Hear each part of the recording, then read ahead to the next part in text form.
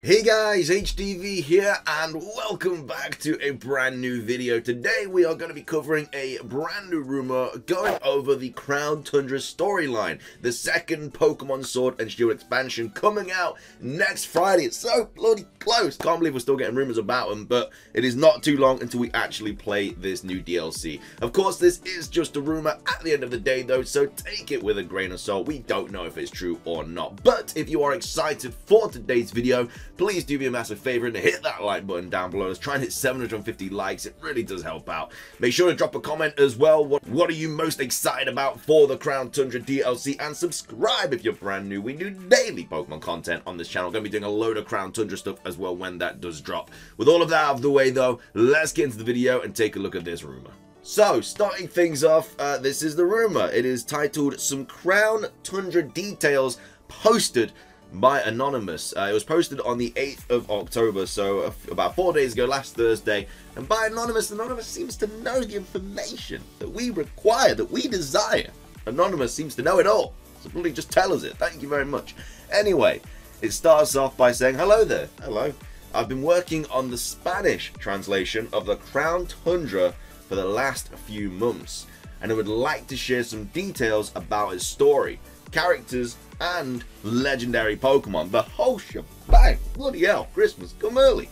As I fully understand that perhaps these latest trailers have not completely sold the game to you." I wouldn't know about that, to be fair. Like, they're not really trailers that have like been revealing loads and stuff, but they've been hyping us up. Like, there's been so much cool stuff shown in those trailers to get me hyped. Like, I'm glad they haven't revealed every single little detail, because then I'd be jumping into it knowing everything already, just like I did with the Isle of Armor. At least with the Crown Tundra, I'm going to be experiencing the raids, not really knowing loads about them. Obviously, I'm going to be seeing the Calyrex fusions, the horses, all that shebang, and I have no idea about any of this. It's going to be great. So yeah, they've sold me. I mean, I'd bought it already, but they've bloody sold me on it more. As it is true that they're keeping a lot of information in secret, more than you think actually. So I'll try to change that. Oh, don't ruin it for me. I'm sure you've all seen the data mine by now, and with it all 4 Crown Tundra chapter titles. So I'll better start by talking about the first one, a legendary tree of a legendary 3. So yeah, if you don't know what they're talking about, basically the Crown Tundra is split up into 4 chapters. I think we have a legendary tree of a legendary 3, and then I think it's something about Regis being locked away, and then I think it's they came from the Ultra Beyond, which is obviously the Ultra Beasts, and then I think the last chapter is a Sovereign of a Steed or something, which I think is to do with Calyrex and these supposed horse fusions that we're going to be getting. And anyway, and then goes on to say, let's talk about the protagonists of this chapter, the Galarian legendary birds. So they are the protagonists, apparently the birds are. This trio has traveled the world for centuries, although they once found a home among the royal family of Galar. Years before the monarchy was established in the region, this peculiar trio settled in different parts of Galar. Galarian Articuno nested deep within Glimwood Tangle, causing many Psychic-type Pokemon to start living there as well. Galarian Zapdos nested on what we now know as Route 8. This caused many fighting Pokemon to settle there. And then Galarian Moltres nested on Route 9, out to Spikemuth, where many years later Spikemuth would be built. And of course, this is why there's so many Dark-type Pokemon live in that area. So it's kind of cool that they've taken the new typings. So obviously with Articuno, Zapdos, and Moltres, they've lost the Ice, Electric, and Fire type, and obviously replaced it with the Psychic, the Fighting, and the Dark. And that's why those Pokemon apparently appear in those locations, because of the Galarian legendary birds. It was a nice, cool little backstory, to be fair. You know, not bad at all. Anyway, it then goes on to say, after the monarchy was established in Galar, the trio began serving Calyrex on the Crown Tundra, and they have not been seen where they once nested again, except for one of them, Moltres, which has been seen very rarely and very irregularly near Spikemuth. Okay, then it goes on to say, thanks to the darkest day, the great tree was born. It feeds on the worst spelling of Dynamax I've ever seen in my life, energy of raid dens, and that is why its size is so large, and both its fruits and leaves have that reddish hue. Legends say that these fruits contain a large amount of Dynamax energy. Please learn how to spell Dynamax, man. Come on, bro. You're gonna if you're gonna like share this leak or whatever, at least like know what the main thing about Sword and Shield's called. Come on, man. Go. So anyway, that was the first part of the rumor. We do have a second part here, but let's just talk about this thing for a little bit. Yeah, I mean, there's not really anything that makes me not believe it, to be fair. It actually sounds kind of cool. I like the fact that the Galarian birds have got a little backstory and it actually links into Galar, and then they've come to the Crown Tundra, something to do with Calyrex, I guess. I mean, that's what it says, to serve Calyrex. I don't know why it really needs serving, but yeah, I mean, so far so good for this rumor. Not really anything too bad about it. Let's move on though.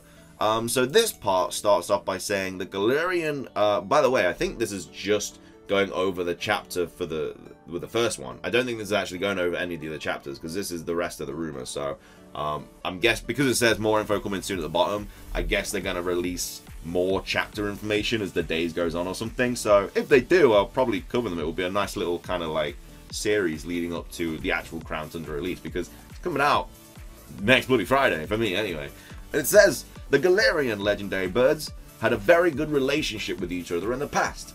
However, blinded by greed, they now fight under the Great Tree every several decades in order to take all its fruits to become more and more powerful. And that's where the rumor went bad. Come on, man. Blinded by greed? What? What? Okay, alright. You had me in the first half, but now we're kicking off on the second half, and I'm already a little bit unsure. Although this chapter is obviously focused on the bird trio, it also contains a subplot about Marnie that is explored in the following chapters. And yes, Marnie will be part of the exploration team with Peony, her daughter Alba. I mean, last time I checked, Peony was the dad, but okay. Sonia and the player. Okay, so Alba's a name that I haven't heard before for the name of the daughter, but okay. Anyway, then goes on to say, to stop this fight between the birds, a special melody is needed. What? Bloody call Ocarina of Time up. Called the Royal Melody, which is said to have been played by the ancient kings of Galar to please the trio. You'll have to explore the different locations of the Crown Tundra in search of clues about the origin of this melody, as it seems that it fell into oblivion and there is no longer a trace of its scores. After finding them, you'll need to escort Marnie to the Great Tree so she can sing the Royal Melody and finally calm the birds once and for all. Didn't know Marnie could sing, really. Anyway, goes on to say, after calming the birds and giving the old scores to Sonia, the chapter ends. From then on, Galarian Articuno and Galarian Zapdos will roam freely throughout different areas of the Crown Tundra.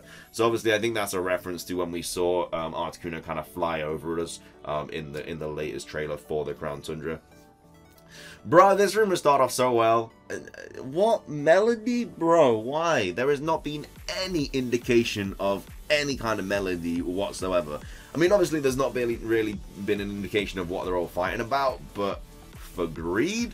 And then they have to find a melody, do a bit of melody on the flute or whatever, and then they all calm down, and then they're like, yeah, that's the song that I like. I'm gonna go be nice again. What? Anyway, it says Galarian Articuno, Silvery Woods. I don't know about you, but from the trailer, definitely wasn't in some woods. We literally saw it on a mountaintop flying. I don't remember where it was flying to, but it definitely wasn't in some woods. I'll tell you that right now. It was like on top of a mountain. And then Galarian Zapdos is in King's Meadow. Great names, man. Silvery Woods. Oh, the imagination. You'll not be able to capture Galarian Moltres until the end of the Crown Tundra, as you will receive it from Marnie after beating her in the post-game. How'd she bloody catch it? She just didn't think she'd mention the fact she'd caught a legendary Pokemon when she'd bloody singing a song on a flute or whatever. She's like, oh yeah, by the way, I caught that Moltres, you know, that really rare one. Yeah, easy, to be fair, yeah, so easy. Thanks to your Rotom for... Also, why did she give it you after beating her? She's like, oh, you beat me. This is like the 4th time you beat me here. I have a bloody legendary bird. Thanks to your Rotom phone, you can call both your teammates and other characters such as Hop, Magnolia, or Piers to discuss with them the new discoveries you're making on the expedition. Thanks to this feature, you'll be able to find out more about the strange appearances of Galarian Moltres in Spikemuth and how the Dark-type gym logo is based on it. But more importantly, how Marnie and Piers saw Galarian Moltres when they were younger.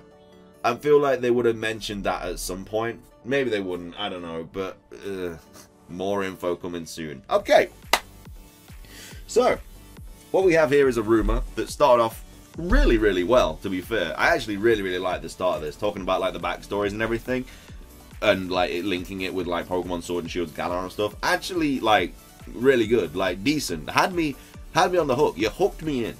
And then literally the start of this one, like it's like you were trying to like place a bet on yourself, like not having this be made out to be true or something when you were writing it. Like the melody thing, and then they're all just fine. It's like, what? Like, no, surely not. It's obviously something to do with the tree, but I don't think these birds come to this tree every several decades to eat some fruit, and then they're like, oh, you're here as well, let's battle. What? The tree doesn't even have any fruit on it. Like, in any of the pictures, it's just red. Like, I don't think there's any fruit on it, is there? I don't recall there being any fruit, but I don't think that's a good enough reason to make these 3 Galarian legendary birds fight each other, because it's a massive tree. If it's going to have fruit on it, there's going to be a lot of bloody fruit. There's going to be enough to go around. Like, what's this fruit that makes them so powerful as well? Like, it's just, I don't know. It's giving out more questions than it's answering. But yeah, I don't think it's true, really. Silvery Woods as well. Smash that. Silvery Woods. King's Meadow sounds alright, but Silvery Woods. But yeah, that is going to be everything for today's rumor. I don't think it's true. I think it's I think it's a little bit of a lie. I think it's a little bit of a fib. But let me know what you guys think about it in the comment section down below. Do you think it is true or not? It says more info coming soon as well, so I'm looking forward to the next installment of Don't Touch My Fruit, or I'm going to be annoyed at you. So yeah, leave a like if you enjoyed. Try and hit 750 likes, it really does help out. Make sure to subscribe if you're brand new. Remember, I'm going to be doing a full playthrough of the Crown Tundra when it does drop next week. And then we're obviously going to be doing some shiny hunting after that as well. And then for the foreseeable future, we're going to be doing some shiny hunting on the Crown Tundra. So make sure to hop on by for that. Of course, sleep lock this Friday for my birthday. But apart from that, that's everything from me. So yeah, have a fantastic rest of your day. And until next time, peace.